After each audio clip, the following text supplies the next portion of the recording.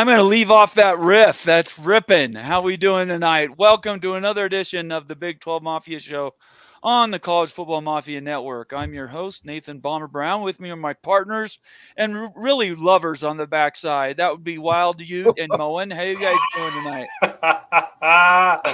Doing great. All right. Happy Tuesday, y'all. Anything I can do to Backside embarrass lovers. Moen. That's what I want. Embarrass Moen. How you doing, Moen? Good, but I think you might be sucking some. They've been sucking you. Stop it, Mo. Not already. Get it. He just doesn't like being teased. That's all there is to it. I appreciate everybody being here tonight, Tuesday night. It's kind of an in-between week. We do know that next week is supposed to be possibly D-Day in the ACC, if you listen to some reports. We don't think that's going to happen, but we do have a big thing coming up on Friday. Friday, Ute, what are you going to do? You going to take the day off? Utah joining the Big 12? Oh, absolutely. So Utah's officially joining soon. And so all the Big 12 love, coming the Utes way and everything. And it's going to be just a seamless, beautiful integration of everything. No, it's not. It's going to be back and forth, just like it's been. It's going to be that way all season long. And I love it. Freaking love it. It's absolutely true. That's exactly right. We're certainly going to celebrate the conference getting stronger with the inclusion of Utah, Colorado, and the two Arizona schools. So from that standpoint, I'm pretty happy about it anyway. Moen, what do you got going on this week? What's up with the outfit tonight? This is the way I dress every day, guys. I tell you that. I'm going to Friday. We've got 4 new conference members. I'm excited for 3 of them. So I will be watching Big Ten Network starting at midnight on Friday to see the new flyover commercial. So tell us, what don't you like, Moen? I can't stand Oregon at this point. You can't. You hate Oregon so much. I hate Oregon so much. It took all of 5 days or something. Yeah. I already didn't like them, but now I've got legitimate hate. You didn't like the rubber ducky in your river or anything? The duck in the river, and then the duck traveling to other campuses. You didn't like that? They can bring that rubber duck to Ohio State. I don't think they should. They can bring it back, Yeah. Moen, wait till you go to Autzen. My gosh, man, the Oregon fans are pretty wild. So yeah, that's a tough stadium for sure. Appreciate everybody being here. Make sure you follow us all on Twitter. Make sure you subscribe on YouTube. Give us all your comments, questions. Leave us those comments at the end of the show so that we know what we're doing and what we're doing right and wrong. And also make sure you subscribe on YouTube so that we know when we're doing good things, because when our subscriptions go up, we know we've tapped into something. I appreciate everybody that's done that in the last several weeks. We've passed the 4,000 barrier for subscriptions now, marching our way to 7, which is our next mark. And you guys are all helping. We really appreciate that. Last thing, if you want to become a member of the Mafia family, Moen, how do they do that? If you're watching on desktop, scroll down right next to the subscribe button is the join button.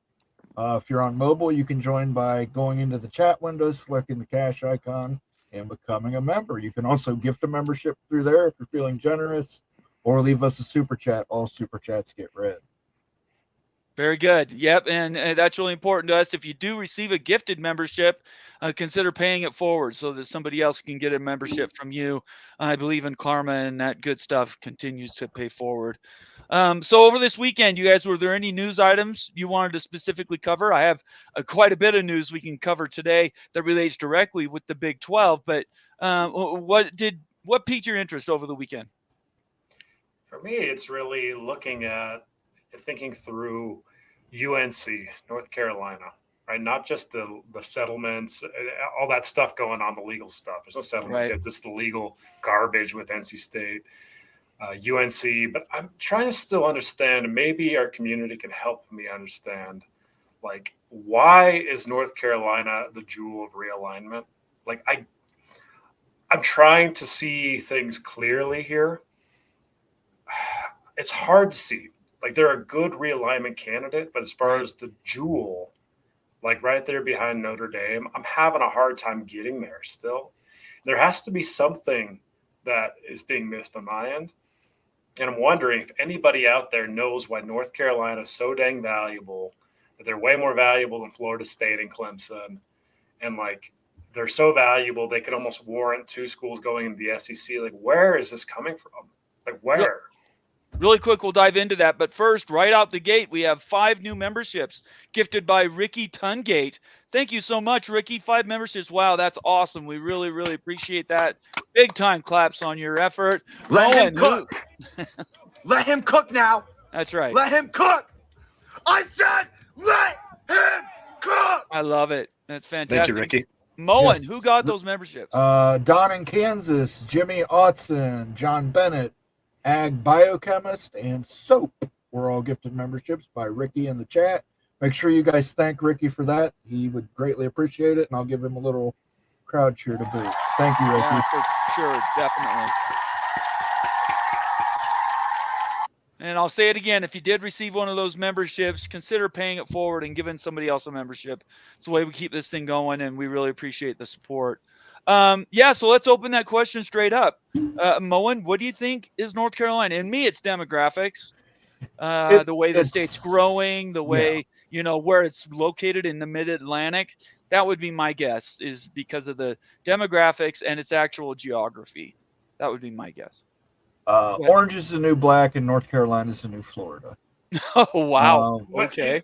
You've got a lot of Northerners with money retiring to North Carolina and South Carolina.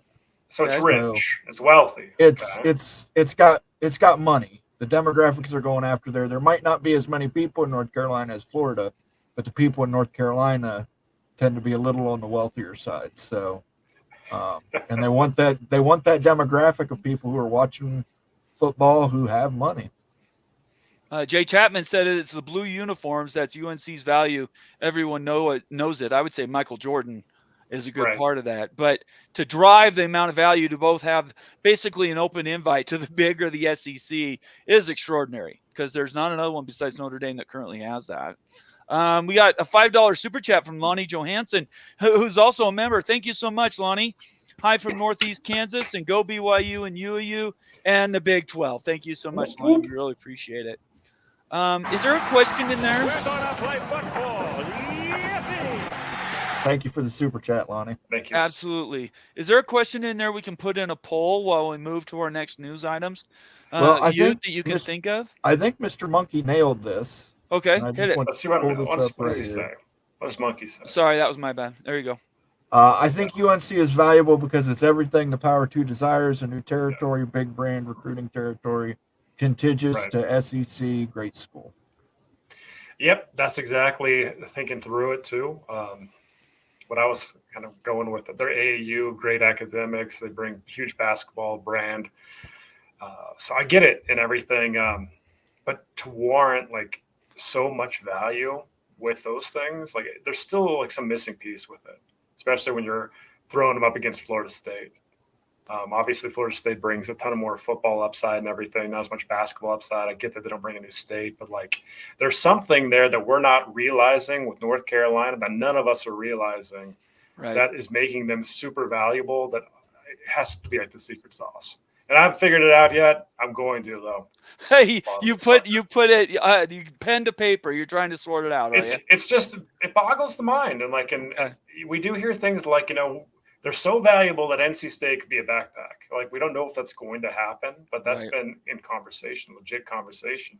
Like, that's basically saying that there's like almost $200 million worth of value between those two schools. Right. And NC State ain't bringing them $100 million in value. So how is like UNC bringing way over $100 million? I just can't get there yet. Yeah, you and I agree on that. Moen is more the Wolfpack backpack. He thinks they're both going to the SEC, but I don't understand the need for NC State. I cannot see either the Big Ten or NC State saying, yeah, we'll bring both of you just because of the one school's value. And you contrast that with Notre Dame, they could bring up to 3 other schools with them and still would have that value. So it is extraordinary. There's no doubt about it. We've got a special comment here from FCS Guy, who's been a member for 4 months. Thank you much, FCS Guy. We love having you here. Less than a month till Boulder. Go Bison.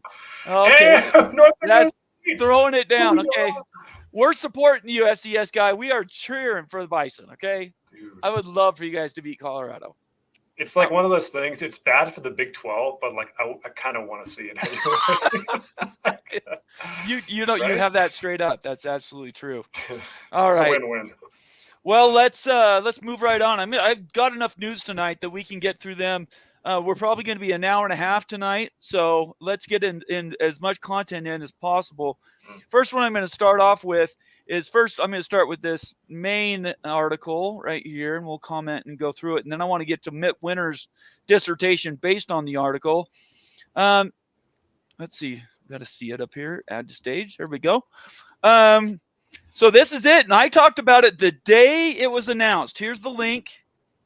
The day the announcement came out, and we saw that not one school outside the Power Four got any input on this house settlement. And I thought that was absolutely ridiculous.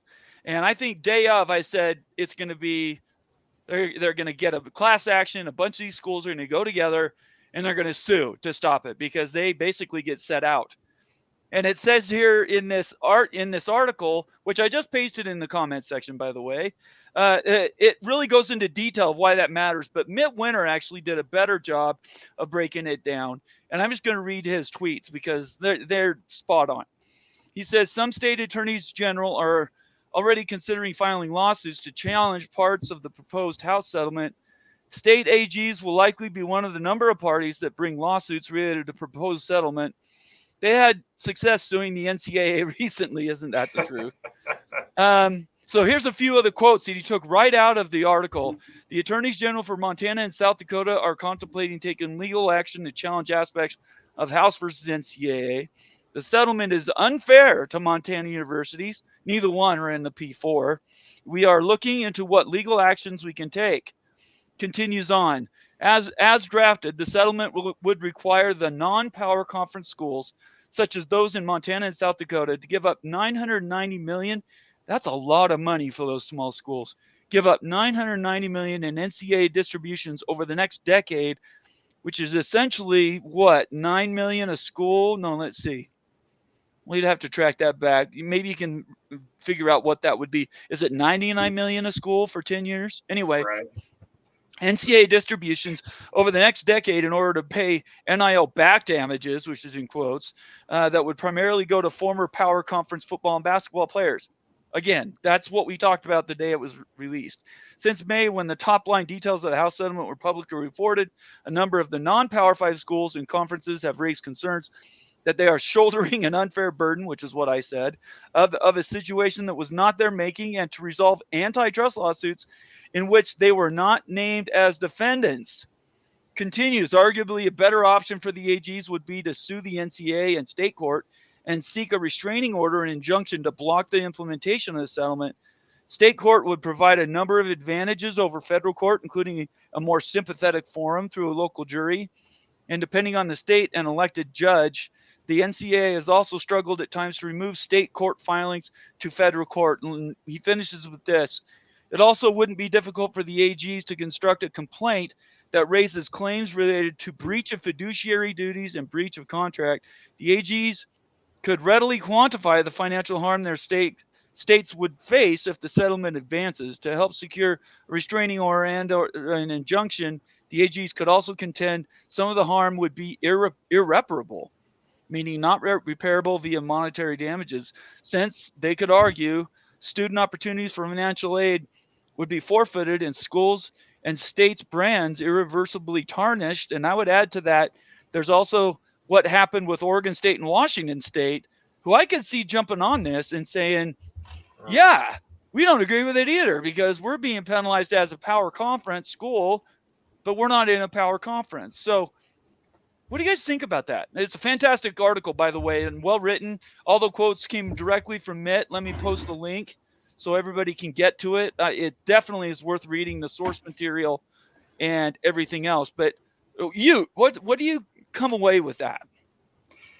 I think it's 100% legitimate. Like, why in the world would, North Dakota, South Dakota, and these schools be paying the same amounts, like a lot of amounts for the settlement case? Like, what we're doing here is actually, okay, so all over the last 7 years and stuff that we're paying the back taxes, it's all about the NIL opportunities that were missed with the student athletes, right? It was the missed opportunities that they should have had at that school, and they're getting compensated for it on the back end. Is that really the big understanding what's going on here?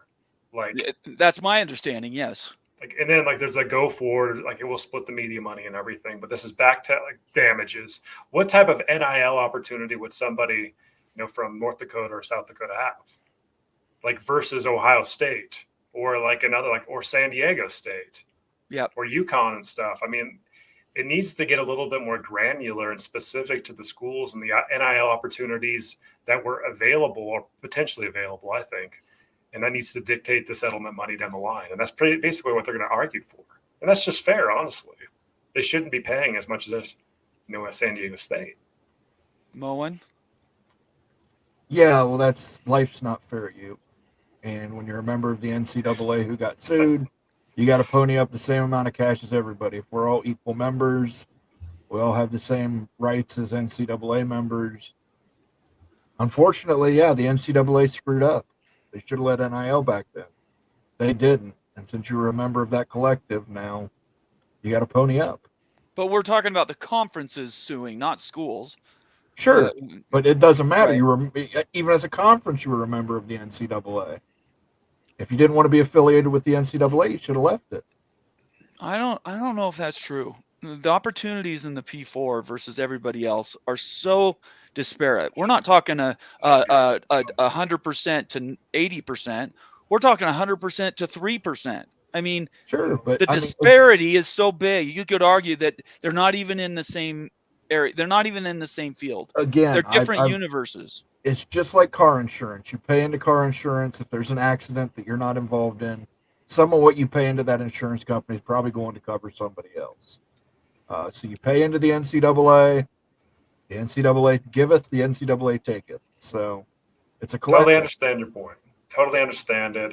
Disagree with it, but I understand it. I think that the AGs for these states are going to fight it, though. They are. I completely agree. They're saying it's completely bonk and unfair, and they're going to argue on legal grounds like we're saying. Like, hey, there weren't really big NIL opportunities for our student athletes. We're not going to pay as much as somebody else because we had none. Like, Right. Seriously, that's going to bankrupt their athletic department, paying that kind of stuff. Like, that's a ton of money.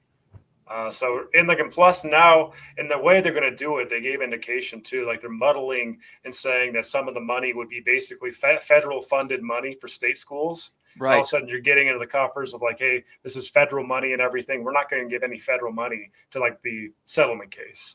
And that's how you muddy this thing up and get it ugly so you don't pay out.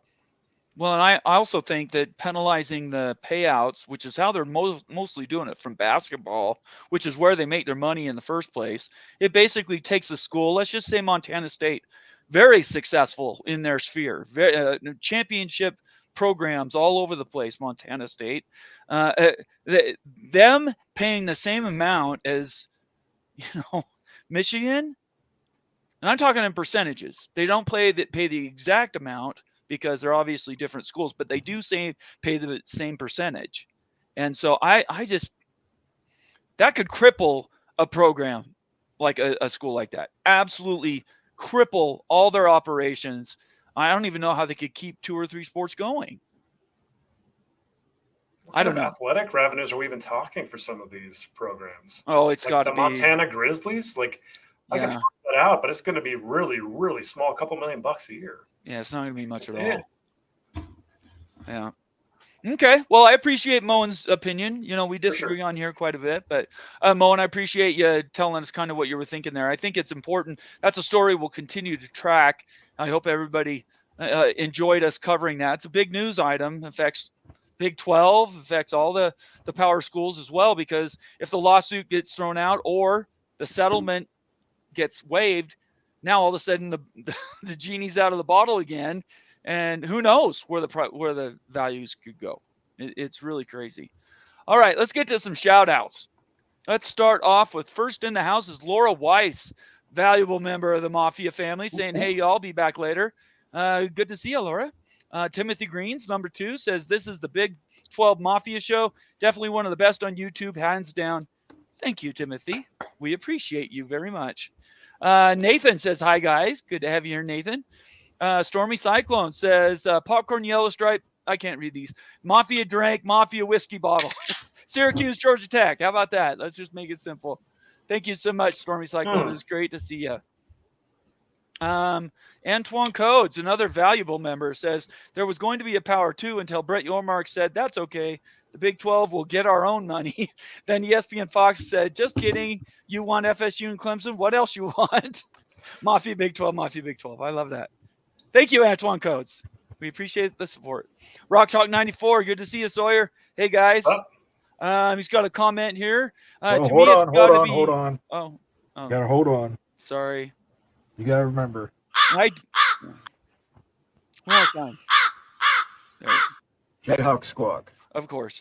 To me, it's got to be UNC, UVA, FSU, Clemson, to SEC, Louisville, Miami, North Carolina State, and Virginia Tech to the Big 12. It's possible. Absolutely possible.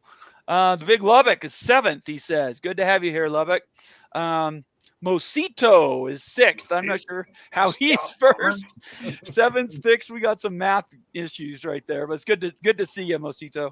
Illini Ted says, good evening, Mafia family. Good to have you here, Illini Ted. RT says, good evening. Caleb Ramirez says, hey, everyone. Good to see you here, Caleb. Clint Moses says, Syracuse, Mafia, Georgia Tech drink. So there you go. That's organic. That's definitely sure, organic. Whatever. Just so everybody knows what we're talking about. We do have a drinking game. I don't drink, but they do. If you hear Syracuse or Georgia Tech, take a sip. If you've been drinking, do not drive. And if you've been driving, do not drink. How about that? All right, let's get back to our comments. Let me scroll down here. Caleb, Clint, Antoine, Don in Kansas says, hello, Mafia. Good to see you, Don. Conundrums in the house. Big 12 man love. making fun of our opening. I love it. Jeff Morgan says, has anyone seen ACC media poll? Do you know what he's talking about? Like their picks? Is that the top 20? Yeah, the top 17. Yeah, no, I haven't seen it. Mr. Ed Wayner says, hello all, another member. Thank you for being here. Rod Nick, somebody new in the Mafia house. Good to see you. Digging the eyewear mowing. There we go. Mr. Monkey says is multitasking. That's good. West Virginia Earl. Mm-hmm. Hey, Big 12 Mafia. Good to see you. Another new one. Jeff Morgan. Can't fing it. Is that right? Fine. There we go. Can't find it. Okay. All right. Shonsky says, hey, hi, everyone. My asthma is kicking my ass with all the smoke in the air. If you live in Utah, it's horrible smoke in the air. It's coming from California, Washington, Oregon. The whole Pacific is burning, basically. So, and if you live in Moen's garage, it's smoky too. Mike Smith, another member, says, good evening, gentlemen. Good to see you, Mike. I always love that beard in the house. Let's see here. We already did Don in Kansas. Thank you, Rick. You got a new membership. That's great. Nathan says, hi, chat. I don't see a chat. Eagle Eye, new one. It might be a $5 billion endowment at UNC as opposed to the $785 million for FSU. Does the endowment in this thing, does the endowment matter? If it did, then Stanford would be the prize of all prizes. And they're not. I don't know. How does an endowment, lead to more eyeballs for media contracts? I mean, I get that it's nice to have a lot of money because we're saying you're sitting on a pile of gold, right, for your school and everything. But how are you spending your endowment? Are you even doing that? Or are you just investing it? So I don't know. It's cool. It's a nice thing to have. It says you're rich, no doubt about it. But how does that impact realignment moves? Eagle Eye, if you can answer that, I'd much appreciate it. Mo, you have a comment on that? I will say the size matters. Keep chopping, says, got that old tobacco money. There you go. There's another reason. Kaylani, Kaylani L. Another member says, as explained on the College Football Mafia Discord, the local affiliates in North Carolina and Virginia are really valuable to their national networks. It's also to make inroads into a potential area. I like that response. Thank you so much, Kaylani.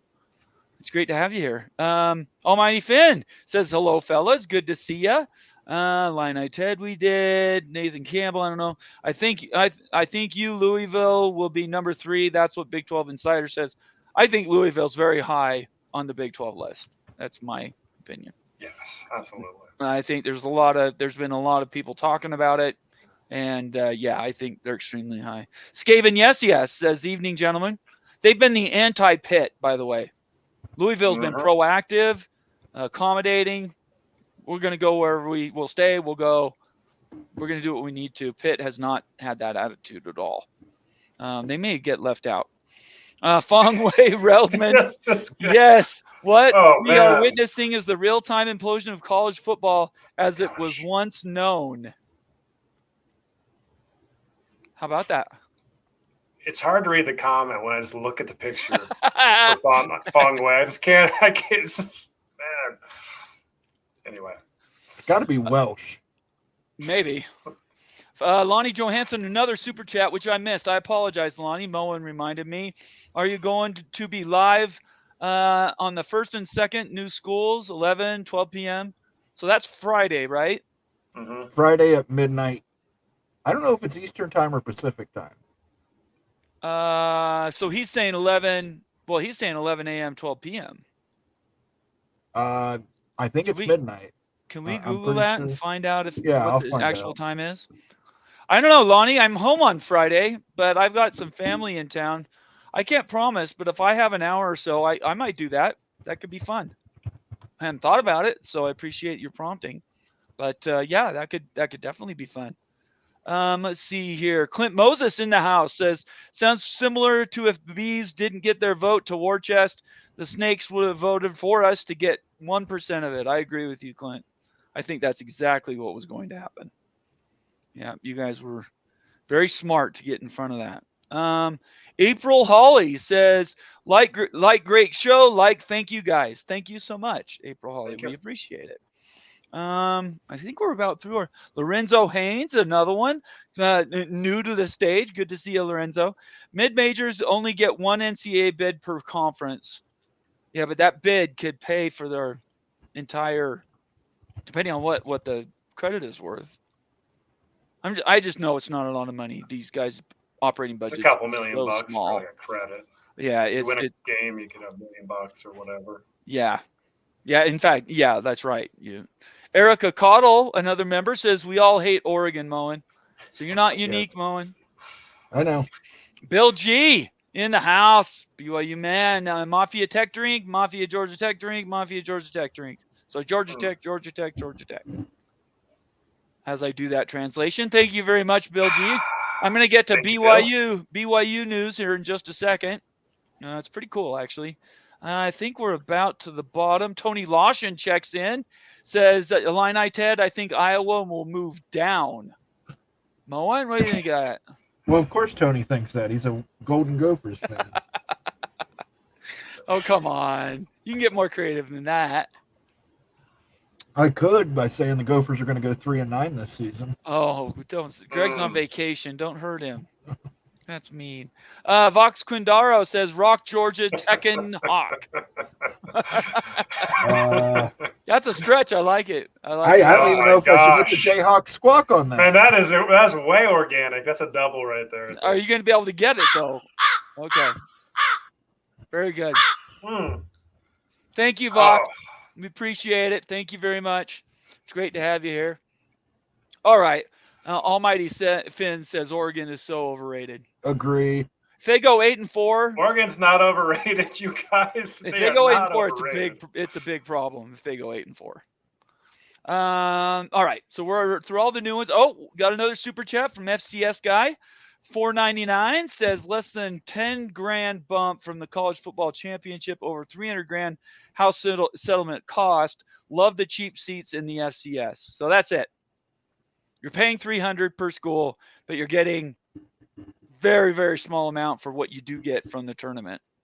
It's completely sideways. I said it the day it was announced that we found out that none of the G5 or even FCS schools were even in the room when they were negotiating this stuff. It's ridiculous.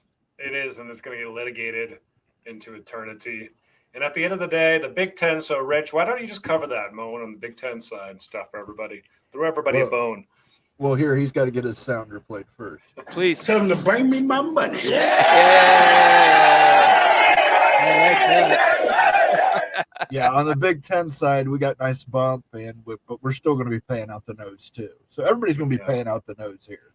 But Nobody's in getting away. relation, the payout for the FCS is much more egregious than the payout for Ohio State. Come on, you But can't it's argue. the same. It's the same percent though. But one is, it's like saying if you have $1 million, the guy who has $1 million that pays the same tax as the guy who has $10,000, the guy who has $10,000 is living on that every dollar. The guy that's got $1 million probably has some money put away. So whether they're paying the same or not, there's disproportionality there to the amount of payouts. I don't want to hear from anybody in the Power 5 conferences. Any of the schools have been in Power 5.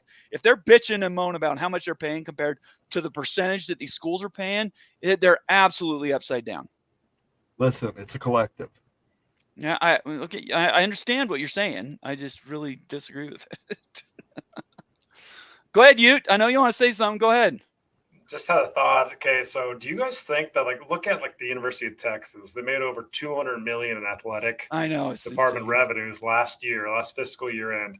Do you think that Texas makes more than like all the FCS combined? I was just thinking that, like, just the school, just Texas. Like, how close would that actually be? It's kind of great. It's just, anyway, that's just a random thought and everything just spinning through the head. But Texas also has expenses, and I think they spent like $180 million of that, $200 million. They spend whatever they get in generally. So I don't know, Moen, you want to comment on that at all? With all their oil money, Texas probably does. Okay. It's bizarre. All right. Next headline for my BYU Cougars. I'm just going to read this. This is a post from the church itself.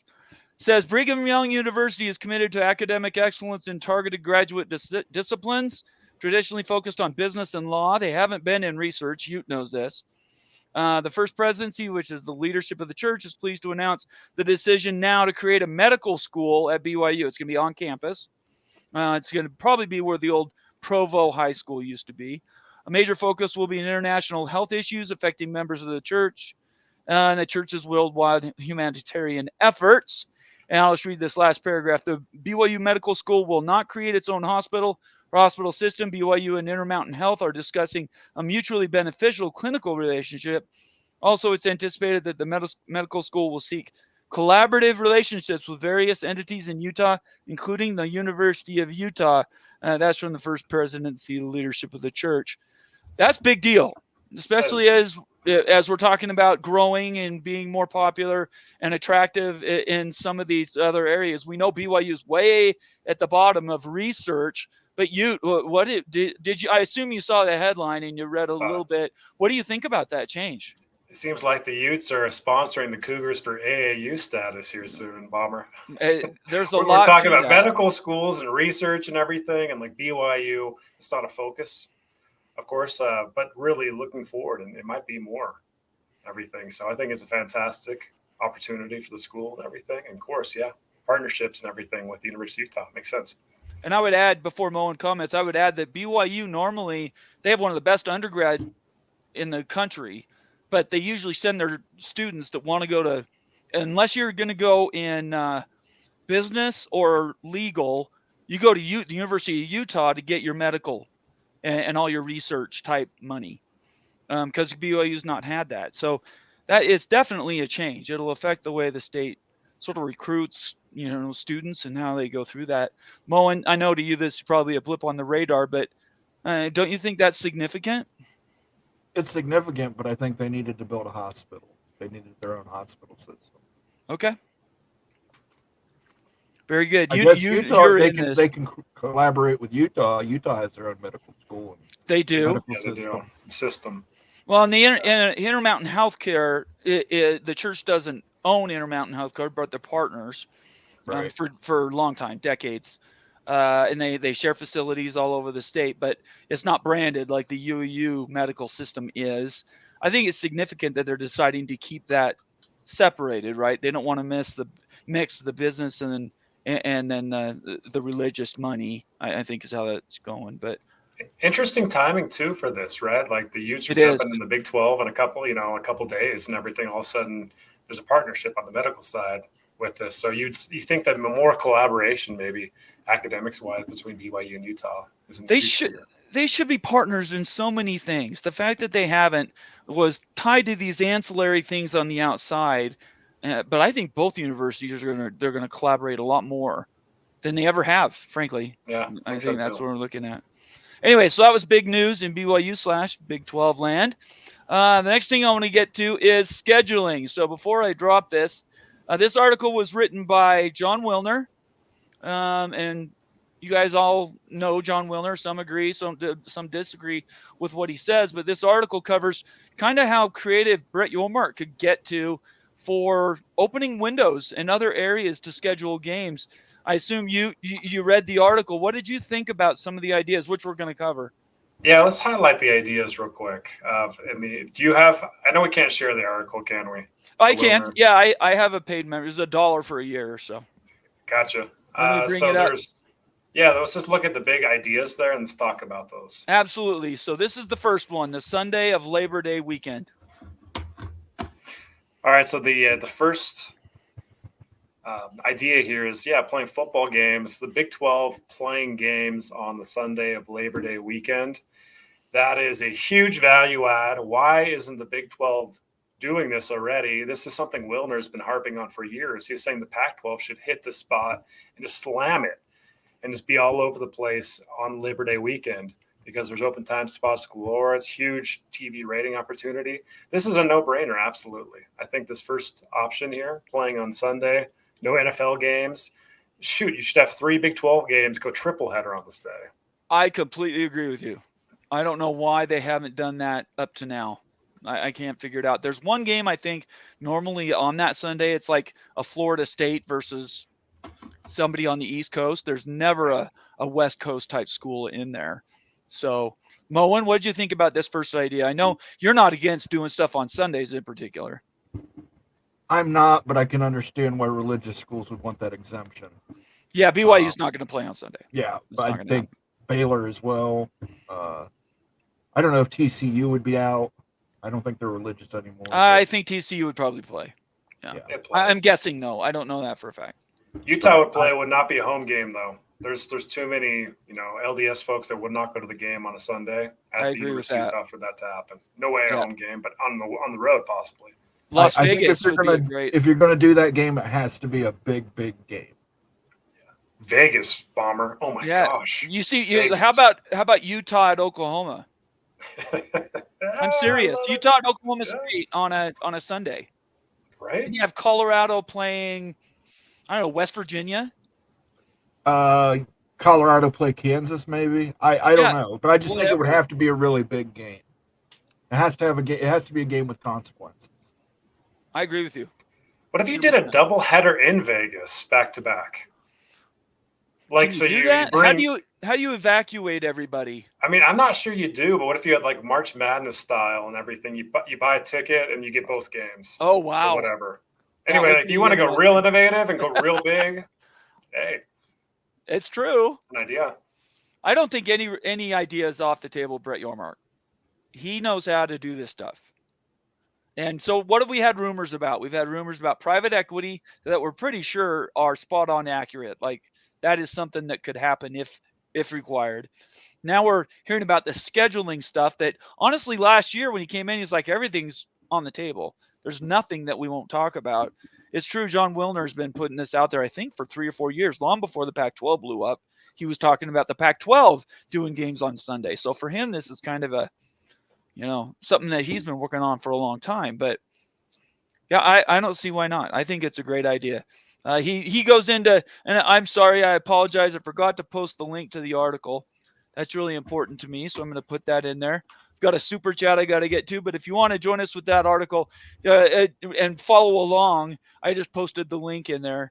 And again, I think John Wilner, the Mercury News, I was able to sign up for a year for $1. So if you want to read his stuff, I think his stuff's pretty entertaining. Let's get to, we have a super chat in Do here. a triple header. Let's start with UCF, like in the bounce house, then go in the Central, then go in the Mountain. I think it's a great idea. Steve Moser gives us a $10 super chat. He's also a member. Thank you, Steve. Saying new TV window idea. ESPN's new NBA deal kept NBA on Wednesdays but not Fridays. Yormark pitching ESPN and Big 12 Friday doubleheaders in January and February. Talking about basketball now. Yeah, I think that'd be a great idea. absolutely. Yeah, I think that would be fantastic. I don't know. For basketball. Okay. Yeah. Yeah, that makes sense. Do it for football too. I mean, is the Big 12 playing every Friday night? Somebody should be playing every Friday night for the Big 12. I think we're going to get there. I think we're going to get Fox, there. I think with Fox, you're going to get some of them, but there's a lot of Big 10 games on Friday night this year too. By the way, I just wanted to add, the new teams join effective midnight Eastern time. So Thursday to Friday or Friday to Saturday? Thursday to Friday. I just checked the Big 10 network schedule. The entire day, starting in the morning till evening, is welcoming new members. So it's like at 9 o'clock, UCLA welcome. Okay. At 12 o'clock, Oregon welcome. At 3 p.m., USC welcome.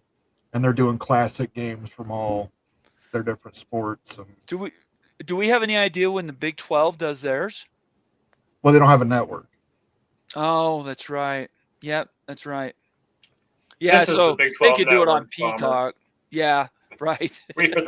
We should do it. We'll host a show. Well, you can do it on ESPN Plus. I mean, yeah, I think that I don't know why they wouldn't. I'm kind of surprised Yormark hasn't plastered that out there. Maybe he's sitting on it till Thursday night or something. But I know last year it was a big deal when BYU went in and stuff. They did a whole, there was a big party down there in Dallas. So I'm not exactly sure. Anyway, whatever. We'll find out if it happens, if it doesn't happen. I think the Big 10 one, though, is a big deal. I mean, that changes so many paradigms to have those schools join the Big 10.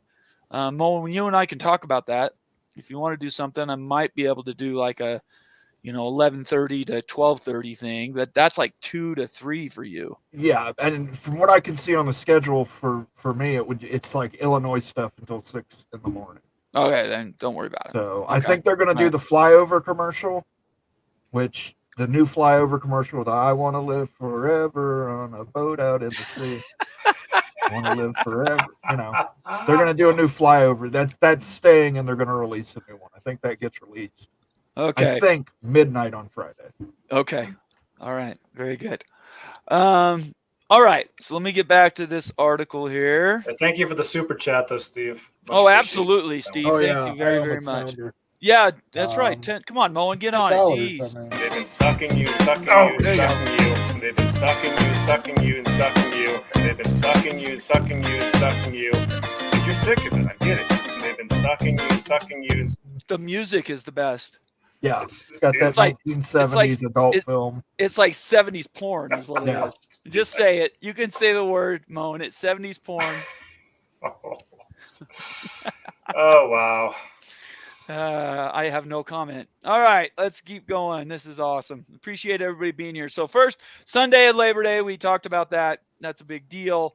Let's get to the next part of it. The second idea, the night before Thanksgiving. Let me bring this one up. So this is a little complex, so I'm going to read this. The Wednesday of Thanksgiving week is the greatest untapped broadcast window of the entire football season. He's said this for years, by the way. Fans are in football mode, but there's nothing on schedule. I'm just going to highlight what I'm reading. Not even the Mid-American Conference, and most people finish work early. By 6 p.m. Eastern, the available audience is massive. This idea seems familiar to hotline readers, perhaps. It's because we suggested it Pac-12 2 years ago. The biggest challenge is playing on Wednesday disrupts the schedule over 3 weeks. So this is why it gets complex. So the month of November would likely look like this for two teams if they want to play in that one game. They'd have a Saturday. The next week they'd have no game, so they have a bye. The third week they have a Thursday game. And then the last week they would have a Wednesday game, all in 1 month. And you do that to two schools. So obviously that one's more challenging. What do you guys think about this idea? I freaking love this idea. I love this idea. I like it so much they should put the Holy War Oh, that would Like, be make awesome. it the premier game right before Thanksgiving. Make that in time spot. make that own that day. That You would know be how fantastic. big that would be, and everyone's going to be in town because of Thanksgiving and everything, Yes. right? So, oh my gosh, that would be Yes. fantastic. I love that idea. Premier time spot, Wednesday night game. I know it's weird, wonky, and everything, but man, you get a lot of eyeballs that night. Moen? I hate it because it cuts into Maction. That's the MAC spot. And it He should just be said the MAC respected. doesn't do it. No, the MAC does do it. Did I read that wrong? Hang on. He says they're on Tuesdays, right? Untapped. There's nothing do it. on the schedule. Not even the Mid-American Conference. There's nothing on it. Well, they will be at some point. Well, now that he's brought it up for the 8th time, they're finally going to listen to him. Well, they've had Maction on Wednesdays and Thursdays before. But for the holiday, he's specifically talking about. He's talking about specifically for that holiday. Yeah, right. There's no Maction that week. But no Mac. That sounds so bad. No Maction. Anyway, so just getting into the final part of this, I'll bring it up. Just what the hell? He says that would assuredly concern coaches trying to win games and athletic directors trying to sell tickets, but the reward could be substantial. I like this piece. A competition-free primetime showcase when, for most fans, the Thanksgiving holiday is already underway. And this is the kicker. And if the winning team happens to finish first or second in the conference race, it would have extra rest for before the Big 12 championship game 10 days later. Oh my gosh, please. It's like having a bye week before a playoff game. It's a fantastic idea. Yeah, I don't know why they haven't already done this. This seems pretty simple to me. Is it just the PR? Oh, you're the conference that plays on Wednesdays and Sundays, and I could see guys in the Big Ten and the SEC going, look at those guys playing on these other windows. But you got to do different things to get money, right? Absolutely. And if you put up 4 million viewers or something crazy, like you might be able to pull a 4 million viewership game on that Wednesday night. And the Big 12 is going to be searching for that type of stuff. Yeah, I completely agree. I completely agree with you. Moen, what do you think about it? I don't know. That's rough on a team. I get that they're giving them a bye week in that month, but to have them playing such disparate dates and times, and I don't know. I'd rather see them play on a Friday or maybe a Thursday night game when the NFL Network is on Prime only. Well, and see, I've thought about that before. I mean, that Amazon game on Thursday, counter programming, a lot of those games suck, frankly. Yeah. It's because they get last pick. Yeah, they're not the greatest. I mean, it's like you want to watch Minnesota play the Lions. No, that's not a good matchup. Minnesota playing Tennessee on a Thursday night. Who's watching that game? That's what I'm saying. If it's on Amazon Prime only, if it's one of those games that's not on NBC as well, might as well throw a Big 12 game up on ESPN. Yeah, I don't know. I could see it. I definitely could see it. Anyway, last one. And this is the one that's obviously going to have the most talked about. I wouldn't even say it's the most conflict. It's obviously a change, but it doesn't have to be a big deal if schools don't want to participate. And that's playing on Sunday nights. And I'm just going to, let's see here. He goes into the detail of how you could schedule it. And being in the Mountain Time Zone, which is now really important, although he mentions Brigham Young, even though he knows they're not going to play a Sunday game.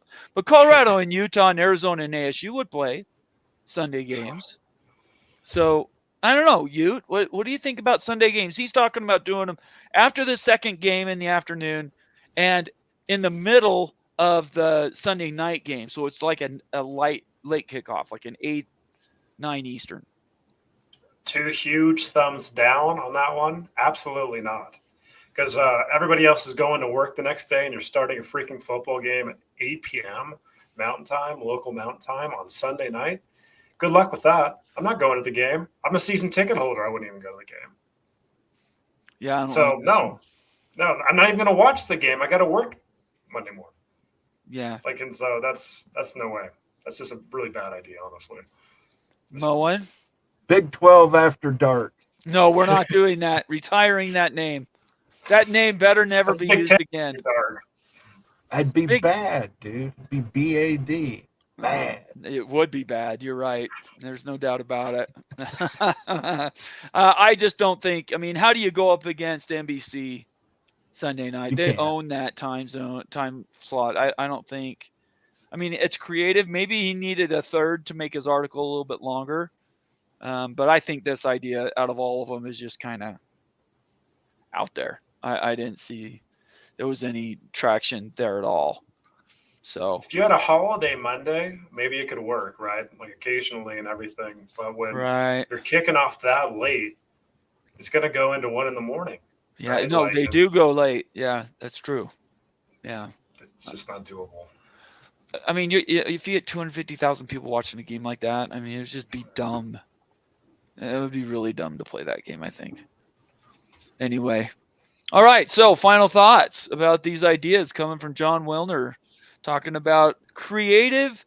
Let's see, the title of the article is Our Radical Ideas for the Big 12 Football Schedule as Commissioner Brett Yormark Seeks Value Creation. And I would add to this that the same guy, John Wilner, last year that was absolutely destroying everything Brett Yormark put out, called him a used car salesman, called some not nice things. Now all of a sudden he's coming up with ideas that he's hoping the Big 12 pick up on scheduling and stuff. I thought that was an interesting turnaround. He's got 2 gems there and kind of 1 dud. That's how I see it right there. That Wednesday game is the most captivating, compelling one because there's such opportunity. People are football starving right there. I mean, they're finishing work on Wednesday. They can't wait till the next morning to watch NFL football on Thursday for Thanksgiving. I just think that would get absolutely massive ratings. I think that would be so good. Yeah, I completely agree. And there is potential if we pick up 4 more schools in the Atlantic Times area, either Central or Eastern, that you could go all day on a day. You could pick a Wednesday before and go all day, and people would turn that into a holiday. If you put rivalries on the Wednesday before and it was owned by the Big 12, you could go from the morning to the end, and I guarantee people are going to watch those games. Big 12 day. That would be awesome. I really like that Wednesday idea. I really do. Mm-hmm. But I understand the complications of scheduling. There are some challenges there. Moen, any last words before we get into comments? I thought there was one good idea, the Friday night games. You can get a That's good it, huh? Friday night. Or the day before Labor Day, the Sunday before Labor Day. And which of those two, which do you like? I like them both. I think Friday nights works. I think Sunday nights work. If it's a Sunday night, you're not going against the NFL, which is the only one, that one before Labor Day. But that's when the Big 12 kickoff should be, and it should be a game of consequence. They could have had that last year with Nebraska. Well, they couldn't because Colorado was still Pac-12 last year. But find that big out-of-conference game that you're going to be the host of and make that a kickoff game on Labor Day. You think it should be a non-con game and not a conference game? I think your biggest games are going to be non-conference. I mean, obviously, you don't want to hear it, but Nebraska's probably going to bring more eyeballs than, say, an Oklahoma State. Okay. LSU's traveling to Rice Eccles here in a couple of years. That would be a good opportunity. There you go. Wait, if you're hosting it, Labor Day, that'll be a kickoff. huge game. It could be huge for Utah. It could be huge for the Big 12. And usually we win those games generally up here. So, all right. Well, let's circle back. I think that's all the news I've covered. Do you guys want to talk about anything else before we get into Q&A? Let's jump into Q&A. All right, let's do it. I appreciate everybody being here with us. We're about an hour in. We've got about a half hour of Q&A, and then we're going to be out of here tonight. So we've already got a bunch of comments flagged. Keep them coming. We take the member comments, non-member comments. But if you want to make sure it gets read, you'll have to make it a super chat to get in my list at this point. So I appreciate everybody that does that, and we appreciate you being here with us tonight. Let's start at the top. Conundrum says they're leaving Ohio for North Carolina. He's talking about people moving. Hope you believe. And is it significant, Moen? Oh yeah, There's a lot of people. A lot of people retire out of Ohio, go to North Carolina, Florida, Arizona. It just seems more and more. It's not just old people, even it's young people, even because they've got good jobs there that pay well. So as North Carolina is just the wealth of the state. That's what we keep seeing, that they just have opportunity and wealth, and they're a gateway into the kind of the Northeast, I guess, for the SEC, and that's really the value. Is that really that value for like your television partner? All those those factors? Sure. Like that's more than an eyeball, I guess. I had a friend had a good job here in Ohio, left it to go to a job in North Carolina. Wow. Better pay. You know, you're in North Carolina. It's obviously better winters. He doesn't have to worry about driving in the snow. He's got a tennis court over by his condominium park, so he loves it there. I don't blame him. Ohio can be inhospitable at the best of times. I can honestly say I've never wanted to live in Ohio. Those Rust Belt states. Nobody wants to live in Ohio. But there are people that live there, so. Really quick, forgot to bump everybody. Make sure you follow us on Twitter. Make sure you leave us your comments, questions, give us a thumbs up so we know we're doing a good job. Subscribe on YouTube, and make sure that you're doing everything you can to stay up with what we're doing by turning on your notifications on YouTube and on Twitter. We really appreciate that. And we really, really appreciate all the memberships that we have gotten over the last year or so, and we're continuing to grow. We really put that into programming, so thank you very much for that. Mosito says, I think part of UNC being valuable is because the P2 is not in either. So it is both an offensive move and defensive. FSU is mostly defensive for the SEC, offensive for the Big Ten. Yeah, I think that you nailed it, Mosito. North Carolina is a valuable asset to have that you don't have, the state of North Carolina. And North Carolina, UNC is the most valuable school in the state. So that's why you do it. Moen, want anything? No, I agree with them. Okay. Nathan Campbell, I think Louisville will be number 3 to the Big 12 because Big Insider says there's people at Louisville say they will go if FSU and Clemson go to the Big 12. Okay.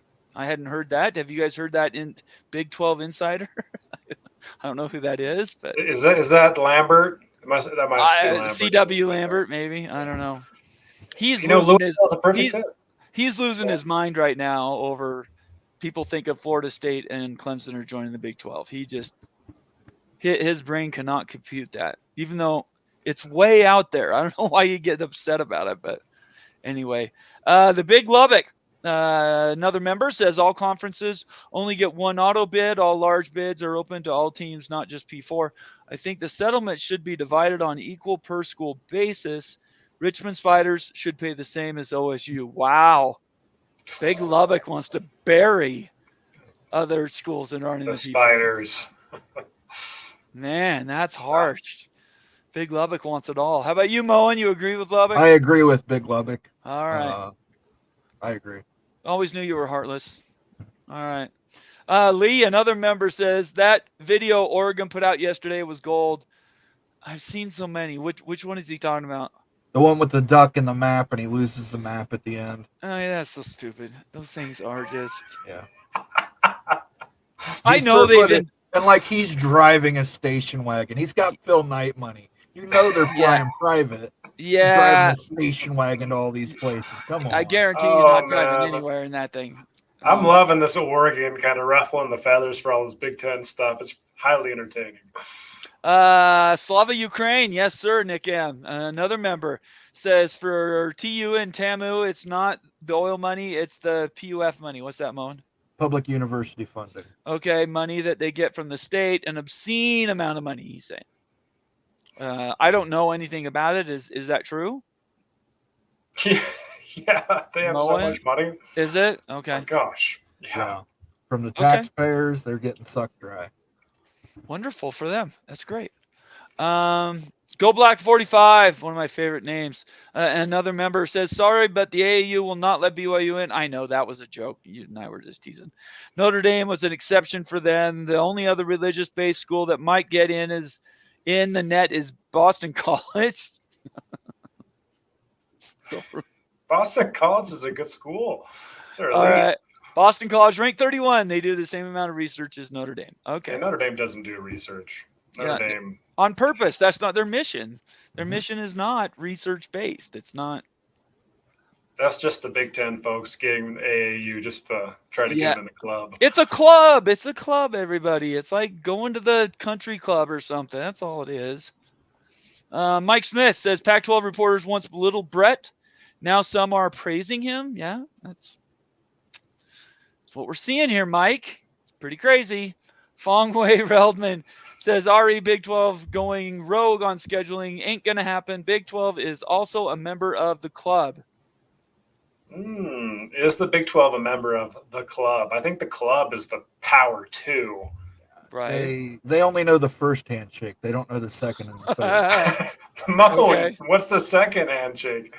You're not allowed to know that. That's only between the second tier. Sorry, I had to write a note there. Okay, yeah. So, yeah, I don't know Big 12 member of what club. I'm not sure what that would be, but I guess it's possible.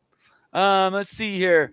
Tony Lawson, Fox is going to have basketball on Friday nights after the football season. Okay. Seems reasonable. They need programming. Let's see. When football's over, what do they go to? What do they drop to? What does Fox do in the spring? Aren't they NASCAR? Trying to remember, they have that terrible spring league they came up with. I think they're a part of that. Oh, the XFL, USFL, whatever it is. UF, whatever the hell it's called. They do that. They do a game for that, but I think that's Saturday. Yeah, I don't know. I think basketball is growing, so yeah, I guess so. Conundrum, play the Holy War in the Philippines on Labor Day Saturday. It will be broadcasted live on Sunday. Good idea. Internationally, baby. Have them play it in an airplane that's crossing the international date line. Okay, so I don't give a crap where they play it. If they can get 10 million views, I'll play it anywhere, anytime. I tell no lies. They're in the old WAC days. BYU used to get 70, 80 points a game. I mean, they would just boat race people every week. And some of these games would go so long because there were so many penalties, pass interference, and all this other stuff. They had several games go past midnight. So if you're being totally honest, they have played some games on Sunday, but it's more about the honor of the rule than the rule itself. So they're trying to keep everything on Saturday. Best effort. They've never folded up a game because it went past midnight on a Saturday to a Sunday. That's never happened. But they don't serve ice cream after midnight, right? I don't know what they do with their ice cream. That's I don't a good know. question, right there, It's world famous ice cream. I'll tell you that, though. It's some of the best you'll ever have at BYU. Nick M again says would be great for BYU Utah game, but not for the multiple games and conferences. Thoughts? Yeah, I can see that. Like a Wednesday night game would be ideal. I think we're talking about that Wednesday night scenario before Thanksgiving. Right. So probably just that, late night, make it a night game. People are done with work. They watch it. They go to bed. Thanksgiving's tomorrow. So I agree with that. You don't want to do a double, triple header probably the whole day. Go Black 45, another $5 super chat. Thank you, Go Black. If the G5 schools get blown for the last 2 years of the playoffs and advertisers complain, they will be left out of the 14 team. No, sorry. Will they be left out of the 14 team bracket? Oh my gosh.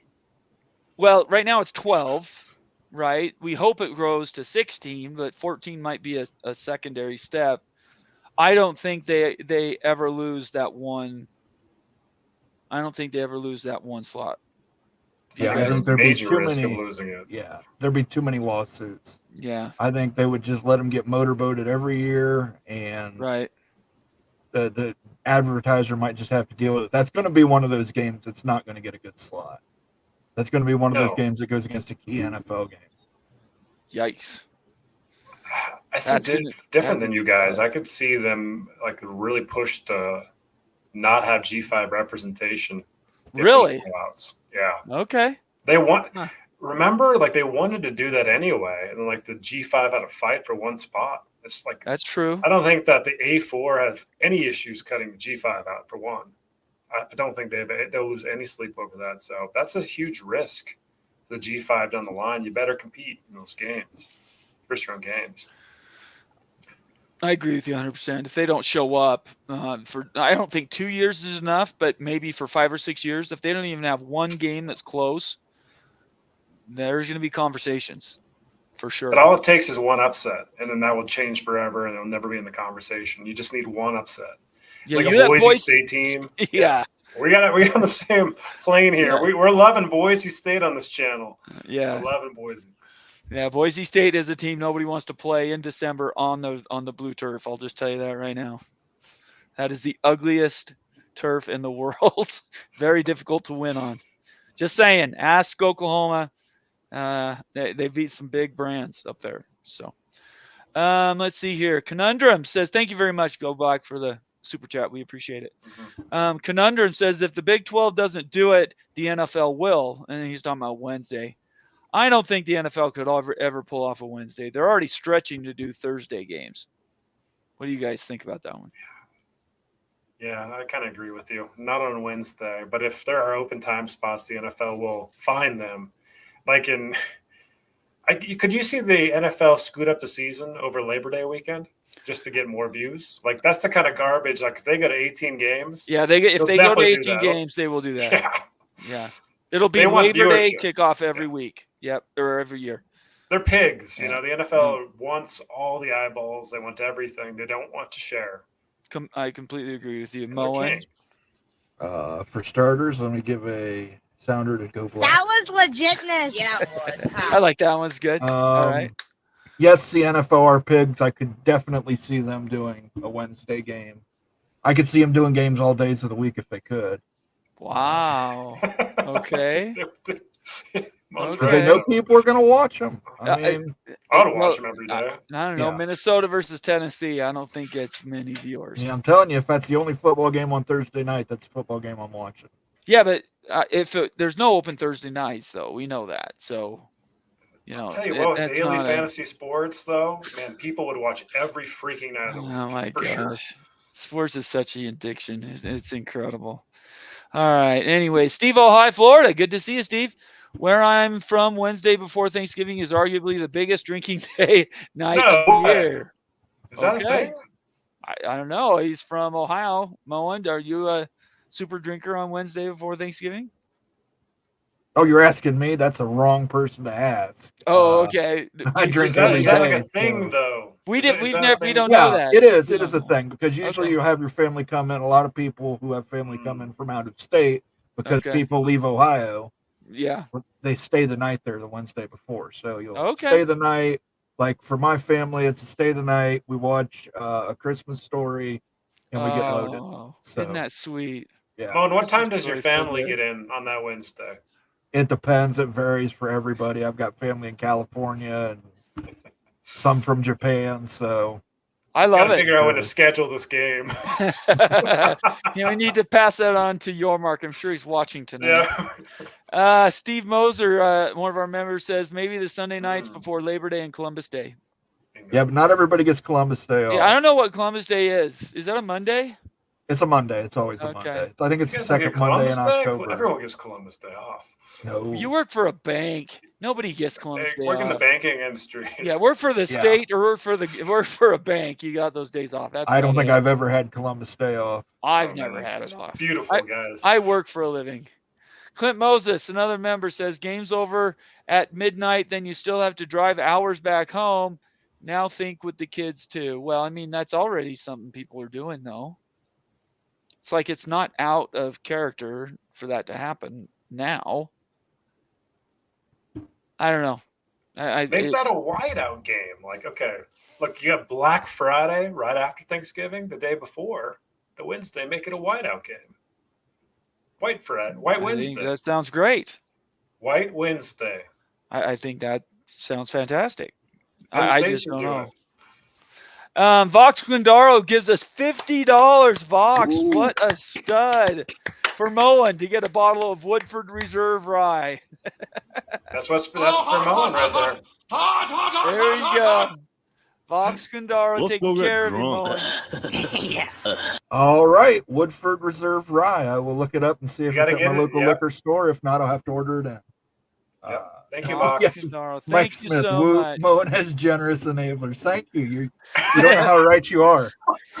It's true. He does. That's He true. my sent me a gosh. thing of Crown Reserve, and I had Oh two my shots gosh. of it on Sunday, and I was absolutely blasted off of 2 doubles of that. Okay. We're enabling too much here. Thank you so much, Vox Condoro. We really Thank appreciate you, it. Box. Let's see. Oh no, sorry. We already did that one. Let's get to this one.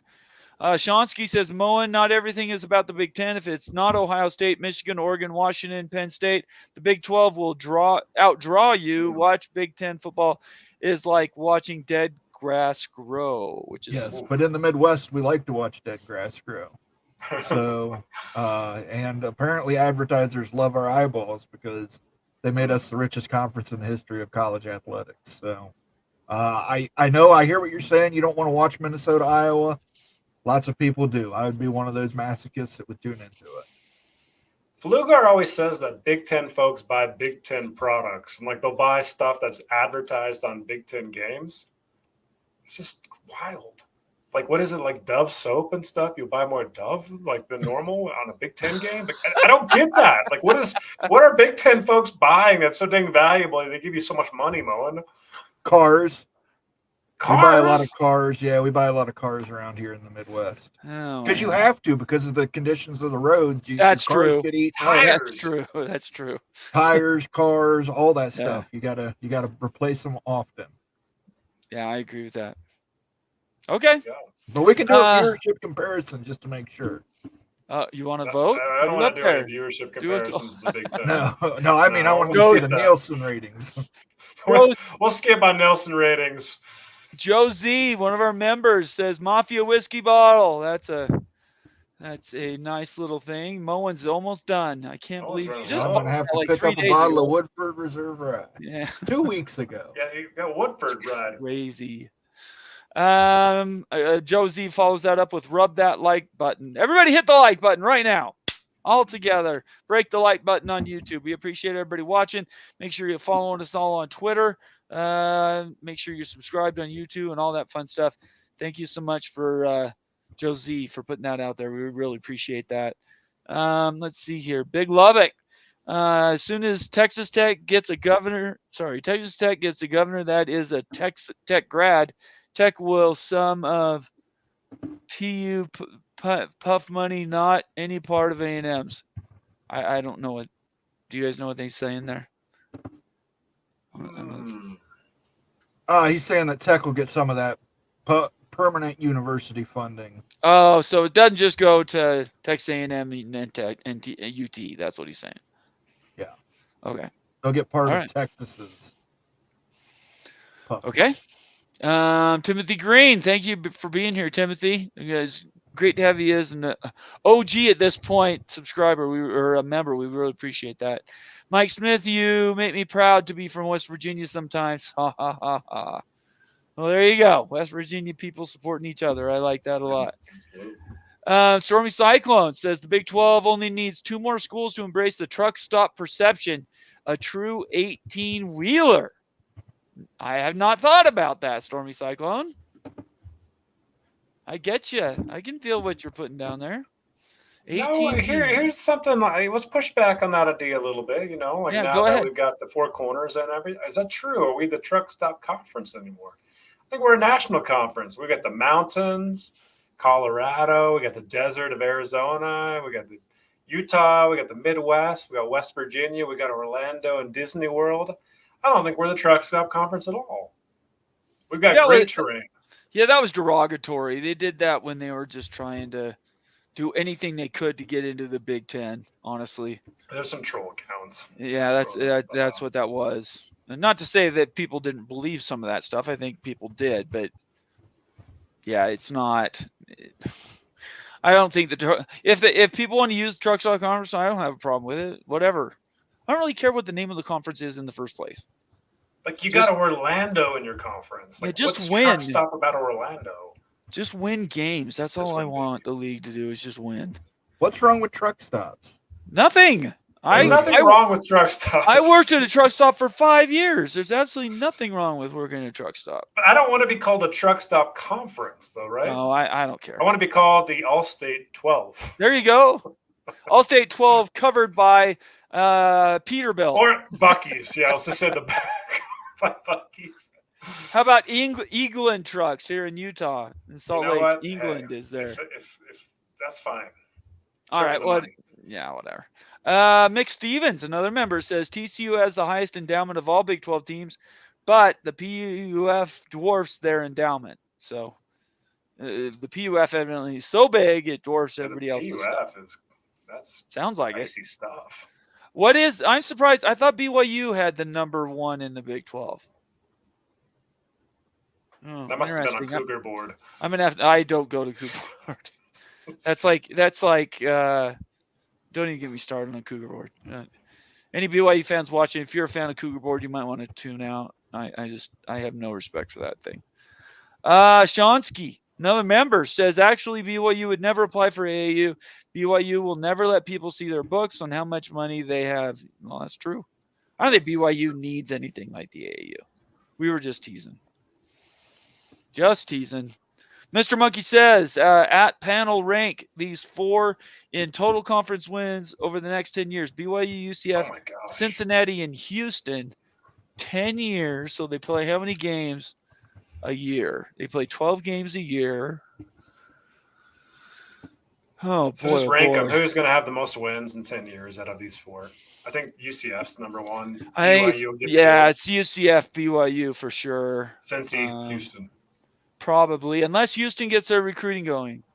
And then Houston, honestly, could be number 1 if they get a coach that motivates and they can get the boosters to give them the money. Can you imagine Houston with the money that SMU's getting? They got some rich boosters. Yeah, well, they're not helping them build their program. I don't know. I don't know the number, Monkey, but I think that's probably the most likely is UCF then BYU, probably then Cincinnati and Houston. Moen? Yeah. I actually agree with Bomber on this. I think UCF simply because of the location, they're really recruiting strong. BYU because of the NIL. Cincinnati just because they live in a recruiting area that they can easily get some of those 3 stars that fall through, Ohio State and Kentucky. And then Houston, because I don't know what Houston's going to do. Houston might be the bottom of the conference for a long time. Unless they start investing in facilities, recruiting, the whole ball of wax, which I thought once they joined the Big 12, they were going to start doing that. And I haven't seen – I mean, UCF's out there doing all kinds of stuff, and it's getting press. Houston, as far as I know, I haven't seen a big headline out of Houston in a while. So anybody watching right now, if you know anything about Houston athletics right now, leave a note in the comments. I'll try to flag it, read it here before the show's over, because maybe we're just completely lost and we haven't heard the news. But I haven't seen anything from anybody in Houston for a long, long time. Devil Frog, the original of the original Mafia member, says PUF should be distributed evenly to all Texas public universities. Explain this PUF stuff. No, I still don't understand the dynamics and how that goes. It sounds like A&M's getting a lot of it, though. And Texas Tech's not getting enough. Moen. And I'm sure Houston's not getting any. Yeah, that's clearly a Texas thing, that apparently Texas and Texas A&M are the 2 universities in this permanent university fund that draw money. Is that like some state fund, like some trust fund that they're drawing from? I can read you exactly what it says. The Permanent University Fund, PUF, is one of our state's most unique, important, and enduring competitive advantages. In 1876, the Texas Constitution set aside land in West Texas to support the University of Texas and Texas A&M systems of higher education. Today, that land encompassing 2.1 million acres is leased to oil and gas companies who else generate that flow into the PUF. Land also is leased for grazing, wind farms, and other revenue generating activities. So basically, it's oil money. What? And it's going primarily to A&M and Texas still because they were the original. It's only going to Texas and A&M. Are you kidding me? No, that's what it says. He's Oh my broken. gosh. He's That's. broken. I'd be so pissed off. If I'm Tech, Houston. Well, Devil Frog we know is a fan of TCU, and he's saying Right. it should be distributed evenly, but so it doesn't sound like it is, right? No wonder Well, they're so rich. Yeah, no wonder. I mean, money, follow the money, man. It's crazy. Oil. Yeah, so when they say oil field money, it's the PUF. Like it isn't just like a joke. It's real. Yeah. Yeah, no, it's 2.1 million acres, and if you look at the map, actually, it's big. I mean, it's like a good part of the Panhandle, and then a little bit into the West Texas countryside. But yeah, it's a lot of land. That is insane. Go Black 45 down here. It's the chips, beer, and meat to grill on during football seasons. All right. Very good. Absolutely. Thank you, Go Black 45. Illini Ted says Thanksgiving week, the networks are also starting to push high-profile non-conference college basketball games, so it isn't completely empty at that point. Right, I think the NBA does Thanksgiving. Doesn't the NBA do a Thanksgiving game? Yeah, but no, who watches the NBA in November? I don't know anybody who watches the NBA till it's about May. I know the Lions and the Cowboys are playing. That's all. Yeah, that's about all you need to know at this point. Mick Demon says TCU endowment as of July 24 is a little over 2.6 billion. So I know BYU is right around that number. I can't remember off the top of my head. Devil Frog says Bomber, don't sleep on Willie Fritz. Baylor should have hired him when they had a chance. So is Willie Fritz at TCU? Is that why Devil Frog's bringing it up? No, Sonny Dykes. So he's at Is he at Houston? He's at Sonny Dykes is at TCU. Willie Fritz, where is he coaching? I don't know. I'm asking you guys. I have no idea. I don't know either. He's the head coach at Houston. Yeah, Okay. right. All right. Well, so there you go. Baylor should have hired him. That's what he's saying instead of Dave Aranda sticking around another year. If Dave Aranda wins 5 games, they're going to fire him this year. I can't believe how far he went from being for head coaching jobs in the NFL to being out on the balls of his ass at Baylor. It's the same thing that happened to David Shaw, guys. David Shaw had the same type of stuff at Stanford. He had Andrew Luck, a couple great seasons, then it just fell off. Yep, that's true. Yeah, there's a few of those coaches that have just gone away that had really high expectations. Campbell at Iowa State is nearing that. If he doesn't turn Iowa State into a contender pretty quickly, he might be looking to the same way as Dave Aranda. Do you think he's on the hot seat? No, I don't Iowa think State's he's going to win a lot of games. No, they're going to be good this year. I don't think he's on the hot seat. I'm just saying he was the name everybody. USC was talking about him. They were talking about him at one of the Big Ten schools. I can't remember which one. He's had interviews places and decided to stay at Iowa State. Or he never got an offer. I've learned never to say anything bad about Matt Campbell to Iowa State fans. They love Matt Campbell. Yeah, I'm not saying do not do it. Yep. Vox Kundaro says, I'm not affiliated with Woodford, but I come from a long line of saloon keepers. Their products are spooky good. I already reached out. There you reached go. out to the liquor store. So. Moff Prof is in the house at the end of the show. Good to see you, Moff Prof. He says, hit the like button or you won't be liked. Look at that. We appreciate that. Thank you very much, Moff Prof. It's great to see you. Justin R. says, just an FYI, NFL has 2 Wednesday games this year. Yeah. I didn't know this. Kansas City at Pitt and Baltimore at Houston. What do you guys think about that? I didn't know that. I didn't know that either. Don't like it. Did you like it, Moen? Did you know? I'll end up watching those games simply because they're AFC North games. So I got to watch them. Well, you're a degenerate gambler, too. You might as well that's it out true, loud. But I don't give on AFC North games. I'm just teasing. Okay, yeah, I don't know. I did not know they played on Wednesday games. I know during COVID they played some Tuesday games, but that was COVID, right? So I think historically they have played Wednesday games. I don't think this is a new thing. I think it's just they're sort of dusting it off because they know they're a cash machine. Whatever they do, they get money. Like Joe Z says, NFL Wednesday is not my bag. That's funny. I appreciate that. All right, we got one more new one I want to get, and we're going to get. Oh, Ryan Thomas sets in. See, this is what really quick. Let's do this. Chrissy says TCU doesn't have the biggest endowment according to CU educational website. They have 2.7 billion in long-term investment pool, and out of nowhere comes Ryan Thomas to correct everybody, saying BYU's endowment is 3 billion. So I thought they were the top of the Big 12, but again, I could be totally wrong on that. Ryan, correct me if I'm wrong. Is that right? I'm going to assume it's right. Okay. All Jeff right. Fuller does a lot of those breakouts for endowments. Oh my gosh, it's crazy. Both he and Ryan are just all kinds of data nerds. They're so good at what they do.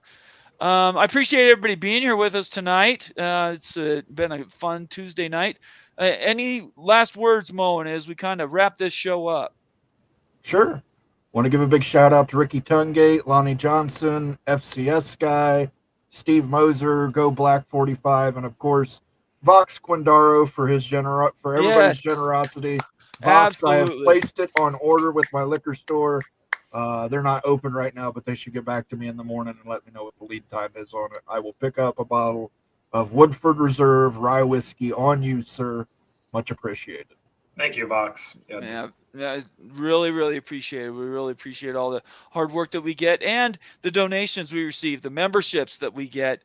We do it all for you guys. So are we going to do a members? We're doing a members only stream tomorrow, right? Are we? What is it? Well, remind me. It's Wednesday. It's the second Wednesday of the month. Oh, it is. That's right. We'll talk about it. Okay. Okay. I don't know. If not, maybe it'll just be Mo in here drinking and playing video games. Well, Mo and rants. Maybe. Let me just and I need to get this out to the field just so everybody knows. I've had some trouble. The reason I've been chewing gum for months and months during the show isn't because I'm rude and I want to be slopping around on my microphone. It's because I've had something on my tongue that's been unfortunately growing a little bit bigger. So I went and had it biopsied. Don't know what it is yet. But there's a potential I'm going to have surgery to take the thing off. So just so everybody knows, that's kind of what's been going on. And now we're nearing the end of it one way or the other. So that keeps everybody on track. The team knows about that. So all the support you guys can continue to give them, even if I'm on the sidelines for a little bit, would be really appreciated. Ryan Thomas does answer. He says, yes, BYU has the highest endowment. I thought the last list I saw was true. Here's one that MH5 says, BYU showing little over 3 billion, TCU 2.6, KU 2.4, then CU at 2.1. On a wiki page. That's funny. All wiki. That's funny. So yeah, anyways, it doesn't really matter. Nobody's crowing about endowments anymore, or at least not here. Ute, any last words before we get out of here? Thank you to the community for giving information about UNC and like what makes them valuable. It really is the gateway to the Northeast. It's the inflow of people. It's the wealth that it brings. North Carolina brings a lot of wealth. We're finding that out and everything, and they're incredibly valuable for advertisers because of that.